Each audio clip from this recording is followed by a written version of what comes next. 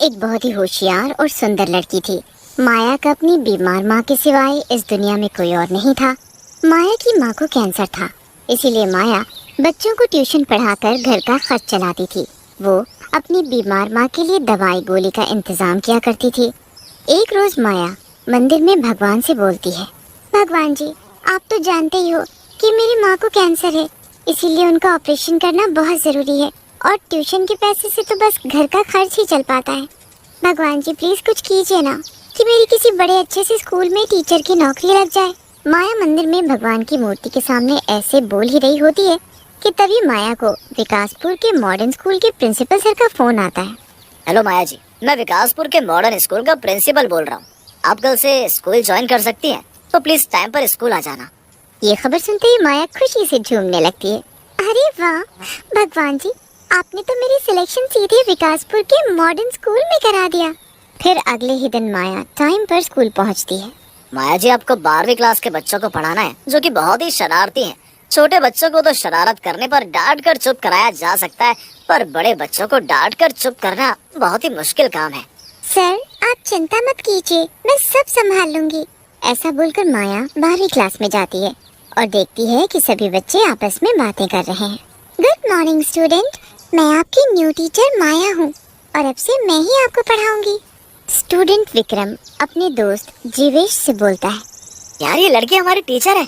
अरे मुझे तो ये टीचर कम स्टूडेंट ज्यादा लग रही है। कुछ भी कहो, टीचर जी है बड़ी खूबसूरत। ऐसे बोलकर दोनों जोर जोर से हंसने लगते हैं। तुम दोनों आपस में क्या बातें कर रहे हो जो तुम्हें इतनी हंसी आ रही है? टीचर जी, आपको हमारी बातों पर दिलचस्पी दिखाने की जरूरत नहीं है, बल्कि आपको तो हमें बढ़ाने में दिलचस्पी दिखानी चाहिए।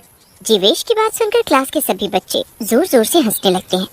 माया को ये देखकर बहुत गुस्सा आता है। माया अपने मन में बोलती है, अभी इन बच्चों पर गुस्सा करना ठीक नहीं होगा।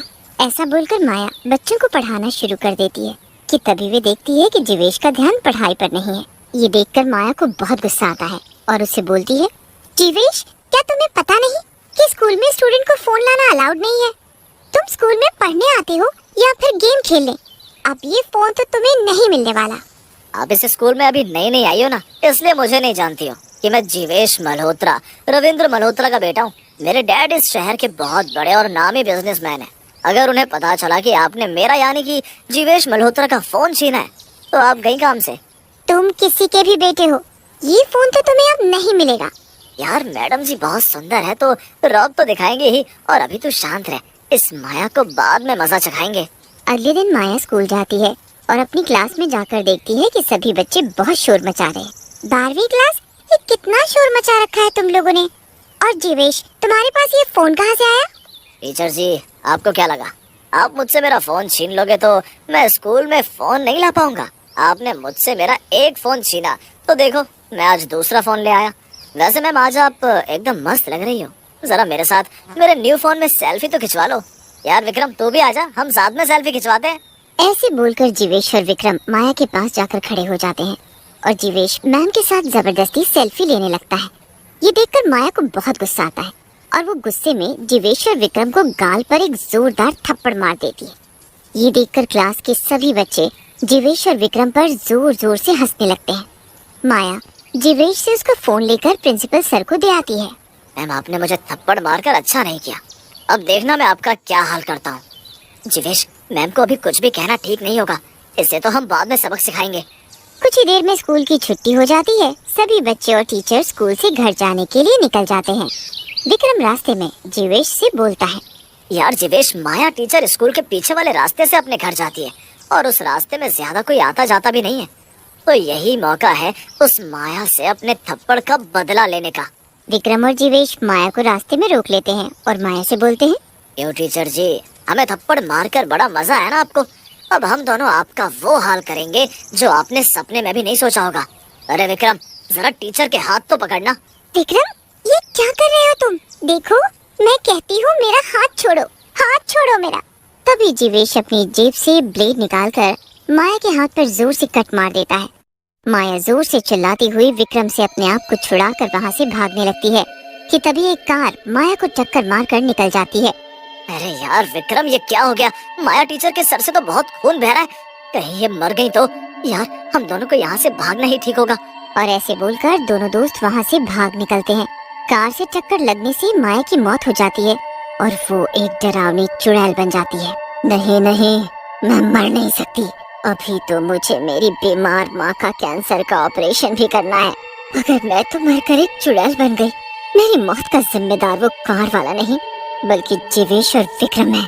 मैं छोड़ूंगी नहीं उन दोनों को, बिल्कुल नहीं छोड़ूंगी मैं। ऐसे बोलकर चुड़ैल फिर से माया के रूप में बदल जाती है और अगले दिन स्कूल पहुंचकर अपनी क्लास में जाती है।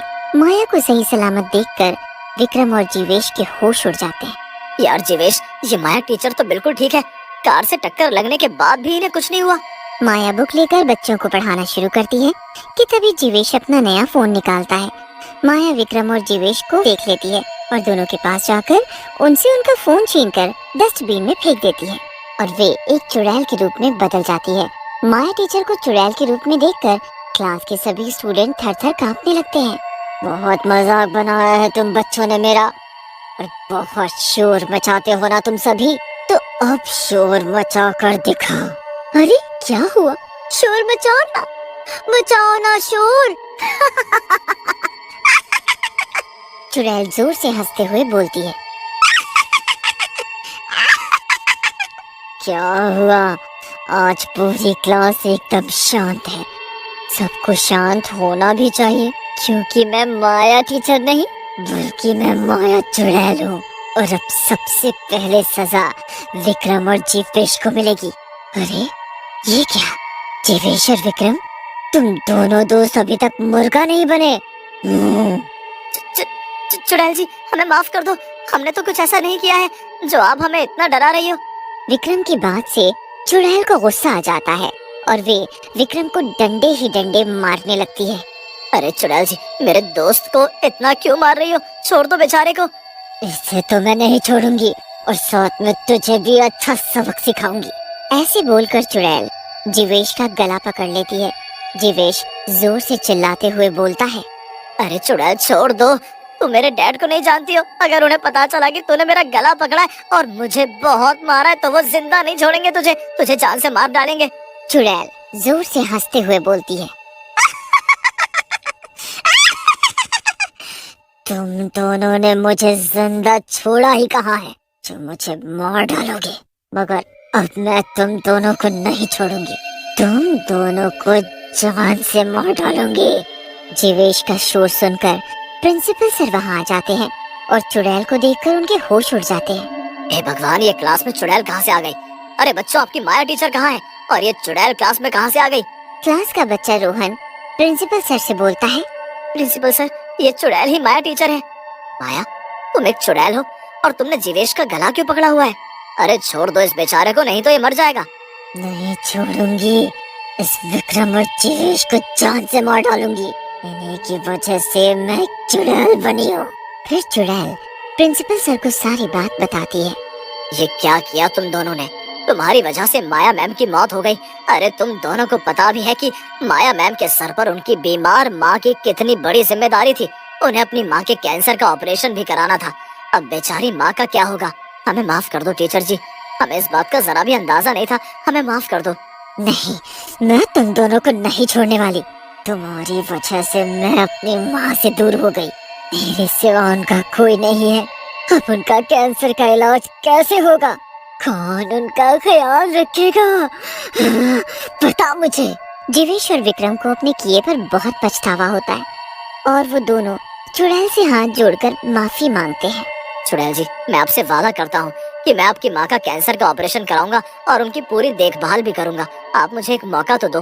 जीवेश की बात सुनकर चुड़ैल जीवेश को छोड़ देती है और जीवेश अपनी बात के कहे अनुसार माया की माँ का ऑपरेशन करता है और उनका पूरा ध्यान भी रखता है। ये देखकर माया की आत्मा को मुक्ति मिल जाती है और वो आखिरकार वहाँ से चली जाती है।